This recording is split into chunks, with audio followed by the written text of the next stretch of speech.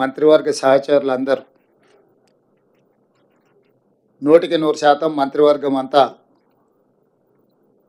ఈ పత్రికా సమావేశంలో పాల్గొని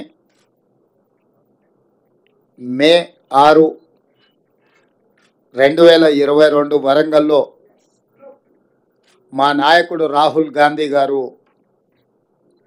రైతు డిక్లరేషన్లో తెలంగాణ ప్రజలకు ఇచ్చిన గ్యారంటీని అమలు చేయడానికి మంత్రివర్గంలో విధానపరమైన నిర్ణయాలు తీసుకొని తెలంగాణ రాష్ట్ర రైతాంగానికి వ్యవసాయం దండగ కాదు, వ్యవసాయాన్ని పండుగ చేయాలన్న ఆలోచన ఏదైతే కాంగ్రెస్ పార్టీ విధానం ఉన్నదో,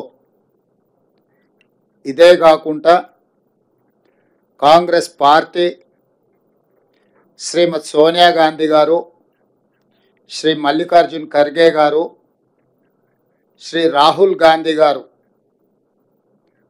మాట ఇస్తే మడమతి పని నాయకులుగా గతంలో తీసుకున్న నిర్ణయాలు మీకు అందరికీ తెలుసు. 2004 సంవత్సరంలో ఆనాడు కరీంనగర్ గడ్డ మీద శ్రీమతి సోనియా గాంధీ గారు తెలంగాణ రాష్ట్రాన్ని ఇస్తానన్న మాట నిలబెట్టుకోవడానికి ఎంతో సాహసోపేతమైన నిర్ణయాలు చేసిండ్రో మీకు అందరికీ తెలుసు. తద్వారా ఉత్పన్నమైన రాజకీయ సంక్షోభం కావచ్చు, కాంగ్రెస్ పార్టీ ఎదుర్కొన్న విపత్కరమైన పరిస్థితులు కావచ్చు, మీకు అందరికీ తెలుసు. అయినా శ్రీమతి సోనియా గాంధీ గారు ఇచ్చిన మాట నిలబెట్టుకొని మనకు తెలంగాణ రాష్ట్రాన్ని ఇవ్వడం జరిగింది. కాంగ్రెస్ పార్టీ శ్రీమతి సోనియా గాంధీ గారు ఏదైనా మాట చెప్పిండ్రు అంటే అది శిలాశాసనం. ఎలాంటి పరిస్థితులు వచ్చినా ఎదుర్కొని నిలబడి ఇచ్చిన మాట నిలబెట్టుకోవడం మా నాయకుల యొక్క గొప్పతనం, మా నాయకుల యొక్క కమిట్మెంట్. అలాంటి నాయకత్వం నుంచి వచ్చిన రాహుల్ గాంధీ గారు మే 6 తారీఖు 2022 వరంగల్లో రైతు డిక్లరేషన్లో 2 లక్షల రూపాయల రైతు రుణమాఫీ చేస్తామని మాట ఇవ్వడం జరిగింది. చాలా సందర్భాలలో చాలామంది నాయకులు, రాజకీయ పక్షాలు, విశ్లేషకులు కూడా గతంలో ఉన్న పాలకుల యొక్క ప్రకటనలు, నిర్ణయాలను దృష్టిలో పెట్టుకొని కాంగ్రెస్ పార్టీ కూడా అలవి కానీ అమలు చేయలేని హామీలు ఇచ్చిండ్రు అన్నట్టుగా చర్చలు, విశ్లేషణలు చేయడం మొదలుపెట్టిండ్రు.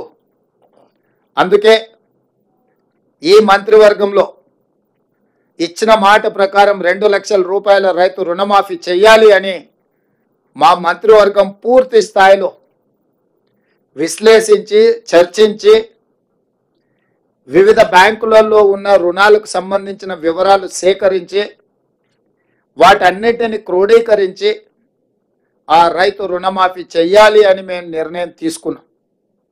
తెలంగాణ రాష్ట్రం వచ్చిన తర్వాత గత ప్రభుత్వం 2 సార్లు ప్రభుత్వాన్ని ఏర్పాటు చేసినప్పుడు 2014 నుంచి 2018, 2018 నుంచి 2023 వరకు 2014 సంవత్సరంలో మార్చి 31, 2014 తారీఖు వరకు కట్ ఆఫ్ డేట్ తీసుకొని ఆనాటి ప్రభుత్వం రైతు రుణమాఫీ చేస్తే 16,000 కోట్ల రూపాయలు రైతుల ఖాతాలలో వేయడం జరిగింది. అదేవిధంగా 2018 రెండోసారి ప్రభుత్వం ఏర్పడిన తర్వాత డిసెంబర్ 11, 2023 వరకు కట్ ఆఫ్ డేట్ తీసుకొని వాళ్ళు చేసిన రుణమాఫీ, రైతుల ఖాతాలో వేసిన నిధులు 12,000 కోట్ల రూపాయలు. అంటే గత ప్రభుత్వం 2 విడతలుగా 2 సార్లు ప్రభుత్వం ఏర్పాటు చేసిన తర్వాత చేసిన రుణమాఫీ ఒక్కసారి 16,000 కోట్ల రూపాయలు మొదటిసారి, రెండవసారి 12,000 కోట్ల రూపాయలు. 10 సంవత్సరాలల్లా 2 విడతలల్లా చంద్రశేఖరరావు గారు చేసిన రైతు రుణమాఫీ, రైతులకు చెల్లించిన నిధులు 28,000 కోట్ల రూపాయలు. ఆ ప్రభుత్వం డిసెంబర్ 11, 2018 వరకు కట్ ఆఫ్ డేట్గా వాళ్ళు రుణమాఫీని పరిగణలోకి తీసుకోవడం జరిగింది. మా ప్రభుత్వం డిసెంబర్ 12, 2018 తారీఖు నుంచి మొదలుపెట్టి 9, 12, 2023 వరకు సరిగ్గా 5 సంవత్సరాలు గత ప్రభుత్వం, మళ్ళొక్కసారి నేను చెప్తున్నా, గత ప్రభుత్వం డిసెంబర్ 11, 2018 తారీఖు వరకు కట్ ఆఫ్ డేట్ పెట్టి 2వ విడత రైతు రుణమాఫీ చేసింది. డిసెంబర్ 12, 2018 తారీఖు నుంచి తీసుకున్న రుణాలు డిసెంబర్ 9, 2023 వరకు 5 సంవత్సరాల మధ్య కాలంలో ఈ రాష్ట్రంలో ఉన్న రైతులు తీసుకున్న 2 లక్షల రూపాయల వరకు రుణమాఫీని చెయ్యాలని మా ప్రభుత్వము ఈ మంత్రివర్గంలో నిర్ణయం తీసుకున్నది. ఇచ్చిన మాట ప్రకారం 2 లక్షల రూపాయల రుణమాఫీ చెయ్యాలి. కట్ ఆఫ్ డేట్ 12, 12, 2018 నుంచి 9, 12, 2023 మధ్య కాలంలో రైతులు తీసుకున్న రుణాలను 2 లక్షల రూపాయల వరకు మాఫీ చేయాలని మా మంత్రివర్గంలో మేము నిర్ణయం తీసుకున్నాము. ఈ రుణాలు మాఫీ చేయడానికి దాదాపుగా 31,000 కోట్ల రూపాయలు అవసరం అవుతున్నది. 31,000 కోట్ల రూపాయలను సేకరించి తెలంగాణ రాష్ట్ర రైతాంగానికి రుణముక్తి కల్పించి వ్యవసాయం దండుగ కాదు, వ్యవసాయం పండుగ. ఈ ప్రభుత్వం, ఈ ప్రజాపాలన రైతు సంక్షేమం, రైతు రాజ్యం ఒక సంక్షేమ రాజ్యంగా, అభివృద్ధి రాష్ట్రంగా ముందుకు తీసుకెళ్తామని సంపూర్ణమైన విశ్వాసం, భరోసా కల్పించడానికి ఈరోజు మా మంత్రివర్గం నిర్ణయం తీసుకున్నది. ఆ ప్రకారం ఏకధాటిగా 2 లక్షల రుణమాఫీ చెయ్యాలని మేము నిర్ణయం తీసుకున్నాం. గత ప్రభుత్వం రుణమాఫీ 1,00,000 రూపాయలు చేస్తామని, 4 విడతలని, వడ్డీలు చెల్లిస్తామని రకరకాల ప్రకటనలు చేసి వాయిదాల మీద వాయిదాలు వేసుకుంటూ రైతులను, వ్యవసాయాన్ని సంక్షోభం వైపు నెట్టేసి రైతుల ఆత్మహత్యలకు కారణమైంది. 10 సంవత్సరాలల్లా ఏ రోజు కూడా వాళ్ళు ఇచ్చిన మాట నిలబెట్టుకోలేదు. కానీ మా ప్రభుత్వం ఇచ్చిన మాట ప్రకారం మొదటి 8 నెలల లోపుల్నే, ఎందుకంటే మేము 6 నెలలు పరిపాలన చేస్తే మొదటి 100 రోజులే పరిపాలన చేసినాం. తర్వాత దాదాపుగా 2.5 నెలలు పైచలకు ఎన్నికల కోడులోనే పోయింది. ఇప్పుడే మేము పరిపాలనకు పూనుకున్నాము. అందుకే మేము ఇచ్చిన మాట ప్రకారం 2 లక్షల రూపాయల వరకు రైతులకు రుణమాఫీ చెయ్యాలని మా మంత్రివర్గ సహచరులం అందరం ఒక కమిట్మెంట్తోని, ఒక సామాజిక బాధ్యతతోని ఇచ్చిన మాట నిలబెట్టుకోవడానికి ముందుకు వచ్చినాం. అందుకే మీ ముందు మేమందరం కూర్చొని ఏకతాటి మీద, ఏక గొంతుకతో ఈ నిర్ణయం తీసుకొని మీ ముందు ప్రకటన చేస్తున్నాం. అదేవిధంగా రైతు భరోసాకు సంబంధించి చిలువలు పలువలుగా మాట్లాడుకుంటున్నారు. రకరకాల చర్చలు జరుగుతున్నాయి.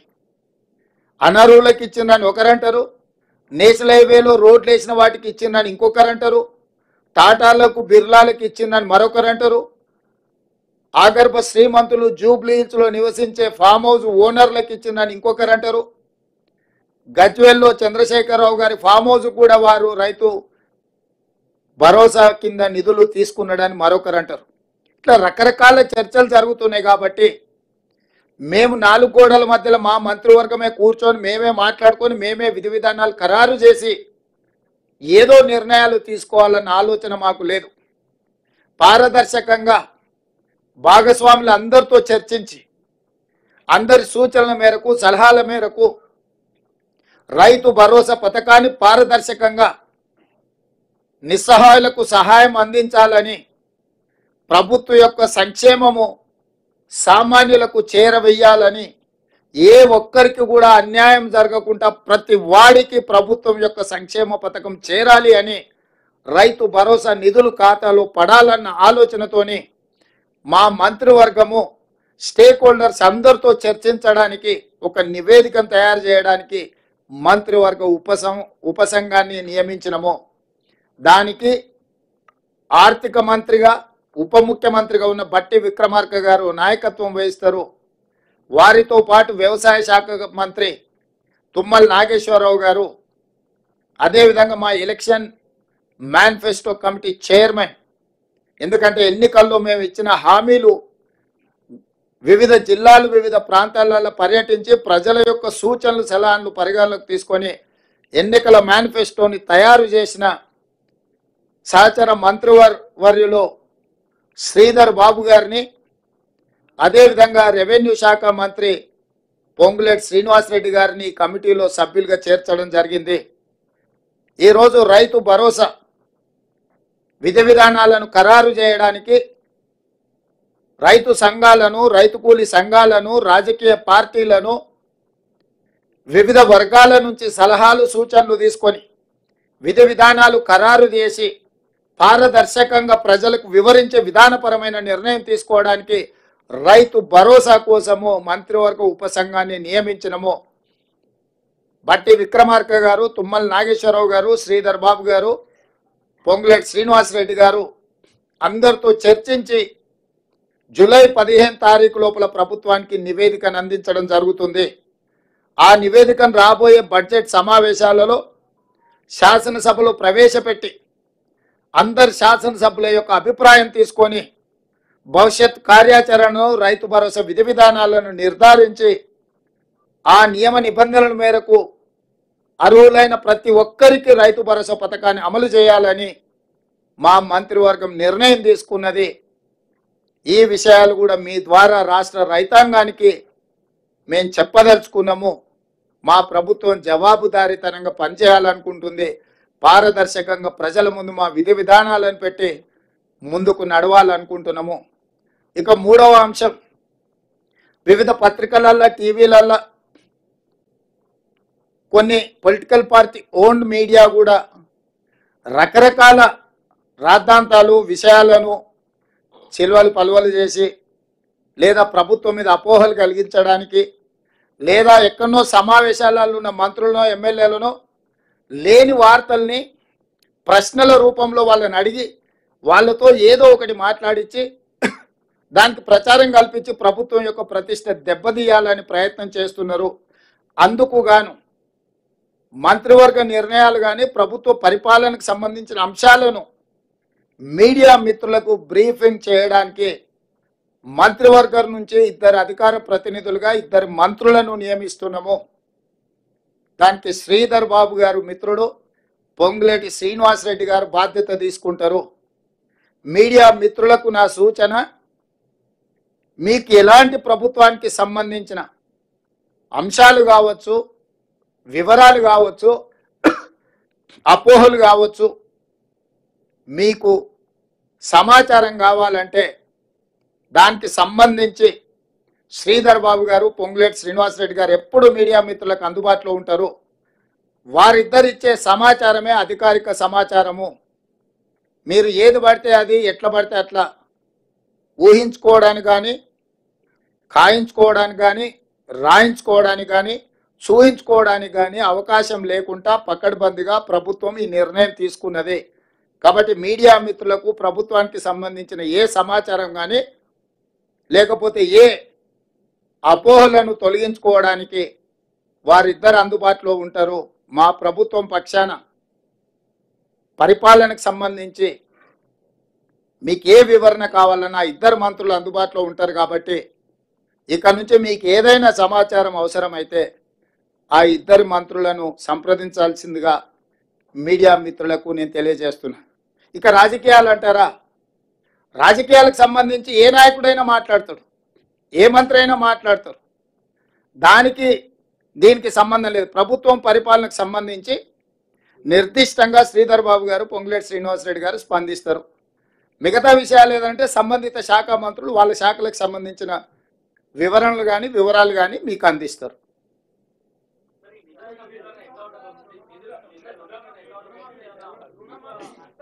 తినబోతూ రుచులు ఎందుకు, వంట ఎట్లా ఉండాలనో మా నలబీబా పాకం వండే మా బట్టి విక్రమార్క గారికి తెలుసు. మీరు ఒకటే గుర్తుపెట్టుకోండి, రైతులకు ఇచ్చిన మాట ప్రకారం రుణమాఫీ చేసి తీరుతాము. దీనికి సంబంధించి మీకు శశబిషలు అక్కర్లేదు. స్పష్టంగా మీకు చెప్తున్న విధి విధానాలు, నిధుల సేకరణ ప్రభుత్వం బాధ్యత, ఆర్థిక మంత్రి బాధ్యత. మీకేమైనా ఇంకా లోతుగా వివరాలు కావాలన్నా, వివరణ కావాలన్నా ప్రత్యేకంగా ఆర్థిక మంత్రి, ఉప ముఖ్యమంత్రి బట్టి విక్రమార్క గారిని మీరు నిస్సందేహంగా సంప్రదించవచ్చు.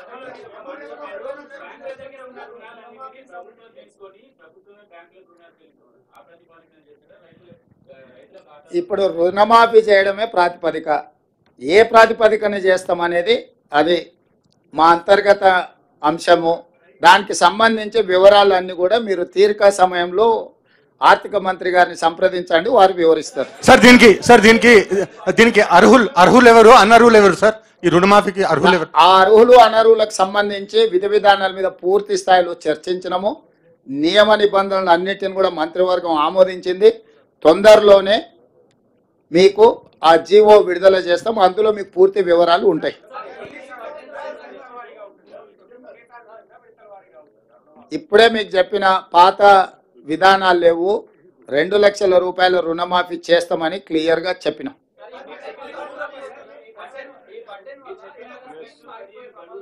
గడువు లోపల చేయడానికే కదా ఇదంతా చారి గారు. 5 సంవత్సరాలు ఆయనలాగా చేయాలంటే ఇంత హడావిడిగా, ఇంత అర్జెంటుగా, ఇంత పకడ్బందీగా మంత్రివర్గ సమావేశం పెట్టడం, మేమందరం వచ్చి కూర్చోవడం, మీకు వివరణించడం, ఒకవేళ అంతకంటే కొంచెం ముందిస్తే మీకు ఏమైనా అభ్యంతరమా? మీకేమైనా అభ్యంతరం ఉందా? చేయమని అడుగుతారా? ధన్యవాదాలు.